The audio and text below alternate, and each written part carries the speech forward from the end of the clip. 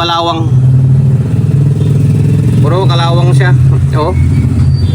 Yung iba putol na, oh, putol na. Yan, kinain siya ng kalawang. Hindi magti-trigger yan dahil may DC out yan. Balik integrated muna tayo kasi tamak-tambak na integrated.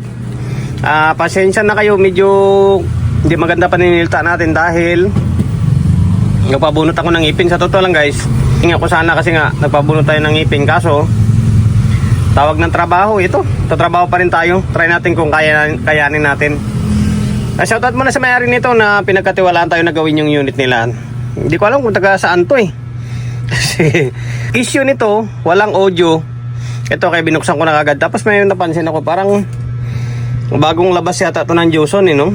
Kasi parang iba na yung sulat nito kasi Joson na Jupiter na mga unang labas. Okay, walang audio dahil hindi nagtitrigger ang relay. Dahil yan o, kalawang. Puro kalawang siya. Oh. Yung iba putol na, oh, putol na. Yan, kinain siya ng kalawang.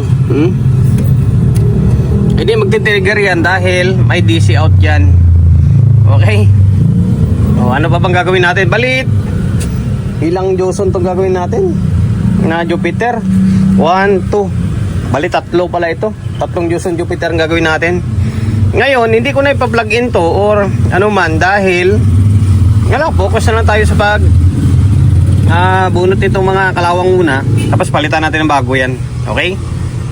Dito tayo sa may loob ng bahay ngayon. Nagdala ko ng board kasi nagpabunot nga ako ng ngipin. Hindi tayo makapagtrabaho pa.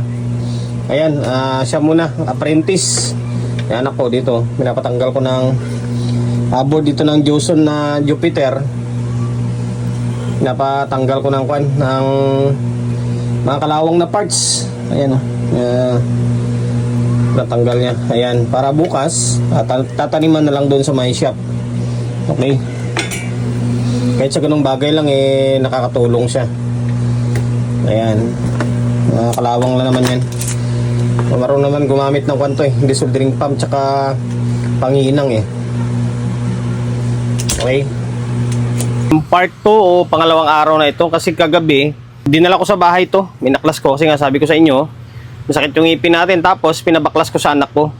Sabi ko baklasin niya lahat ng may kalawang. Although may repair na rin to history ng repair na to. Hindi lang nila natanggal lahat ng kalawang. Ngayon, ayan, tinanggal na natin. Kunti na lang natira kunti na lang, halos lahat dito pinatanggal ko. Basta sabi ko lahat ng nangingitim na tanggalin mo na yan kasi hindi na tatagal yan. Okay? Yung mga naiwan, yung hindi pa kinakalawang. O yan. Transistor 551, 5401, tapos mga resistor dito kay Liro. Same din sa isa.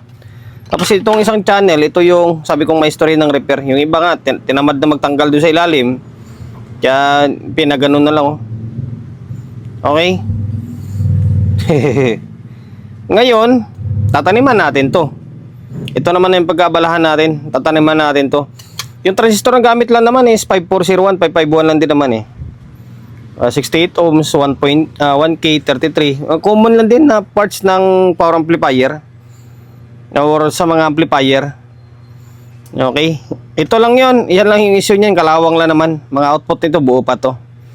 Okay? Pag napalitan natin ng tamang value yan, gagana na yan. Sana gagana na. Kasi isa pa sa sakit ng Joson na to is yung itong relay niya. Minsan nagtitrip-trip. Okay? At magtatanim na ako Tataniman na natin to. Kompleto na natin yung mga pyesa. Matagal din. Ito wala tayong 68 ohms Wala tayong 68 ohms. Nag-series na lang tayo. Isang 56 ohms tsaka 12 ohms. Pinag-series natin para magiging 68 ohms siya. Okay? Kompleto na. Dami natin pinaltan. Alos lahat ng 5401, 551 dito, sira to. 1, 2, 3, 4, 5, 6, 7. Hindi siya sira. Yung kinalawang ba? Okay? Yan. Katulad din dito. Bago na lahat yan. Yung naiwan lang is yung malalaki na transistor tulad ng 1813 tsaka 2383. Kasi hindi naman kinalawang yung paa nila Okay? Hindi naman. Ito lang talaga yung 551, 5401 lang talaga.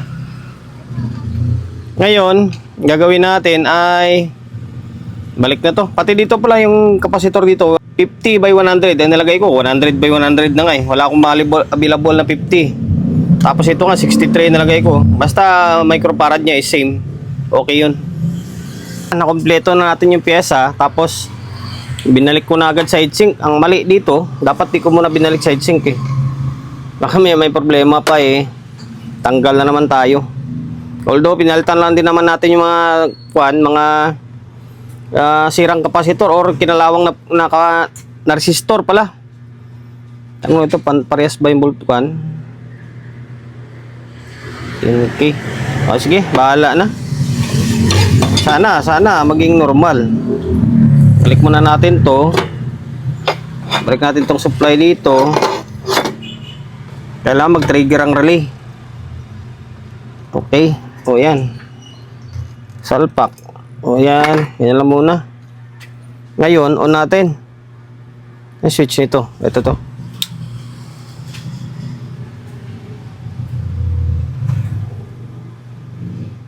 Ayaw mag-relay nga. Bira oh. Wala, ayaw mag-relay dito. Kasi naka-stereo yung relay nito. Ngayon, paisa-isa tayo. Bunutin natin yung channel 1. Yung channel 1 kung mag-relay yan. Okay.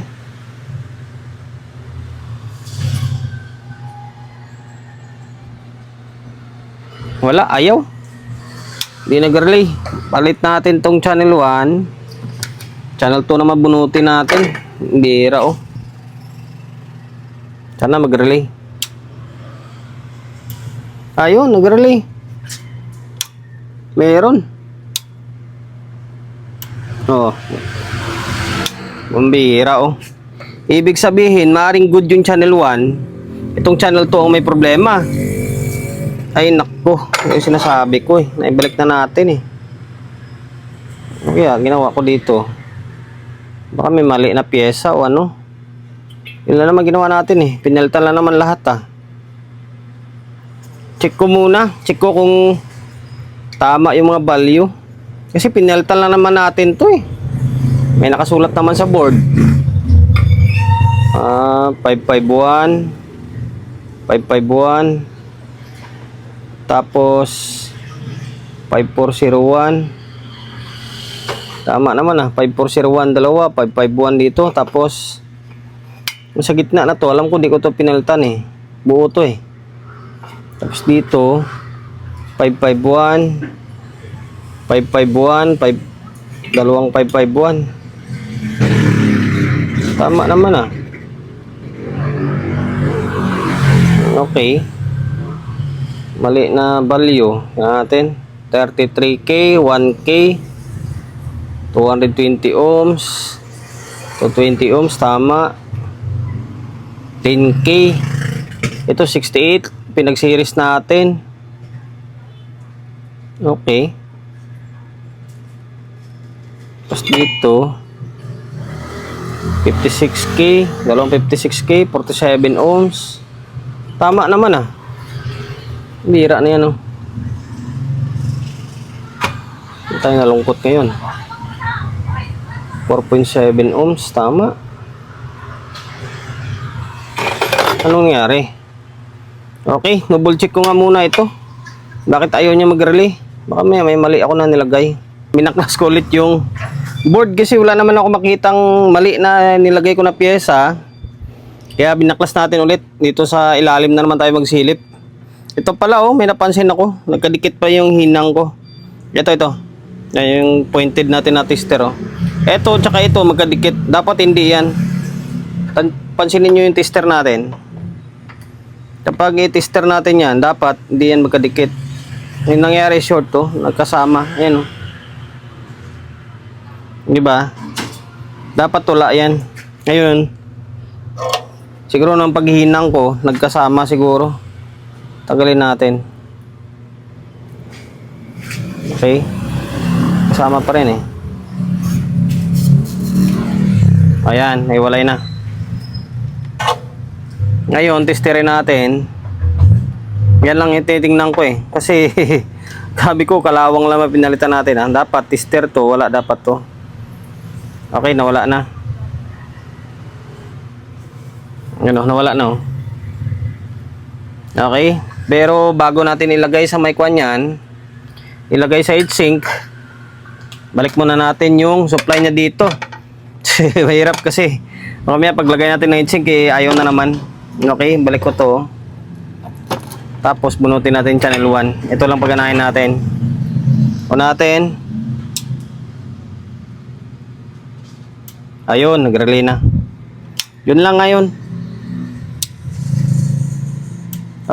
Okay na. Bira, oh. Kaya minsan mag-double check kayo sa mga hinang-hinang bago ibalik.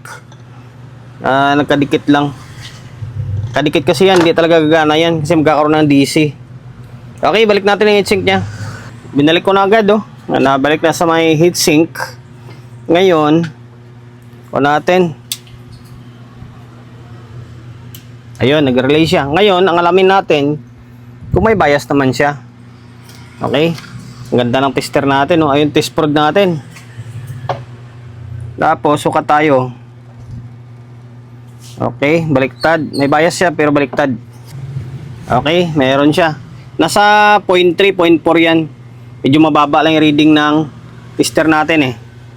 Okay, ngayon, channel 1. Channel 1 dito. Mag-ingat tayo kasi pares lang. Okay na to. Goods na. Yan lang naman, pinalitan lang naman natin yung halos lahat ng kalawang na parts. Dito naman sa relay section, wala naman tayo makitang kalawang pa dito, eh. Goods pa dito. Ngayon, testing natin. Kabitan natin ng audio para malaman natin kung may problema pa. Sana wala na. Lagay na tayo ng speaker. Ito, yan. Dalawang speaker yan. Isang mid-high, isang bass. Pasensya na kayo sa background natin. Fully loaded, eh. Laptop natin. Play natin to, ah. Okay. Yung naka-play na. O natin to. Naka-auxiliary tayo. Okay. Channel 1. Iyon, oh.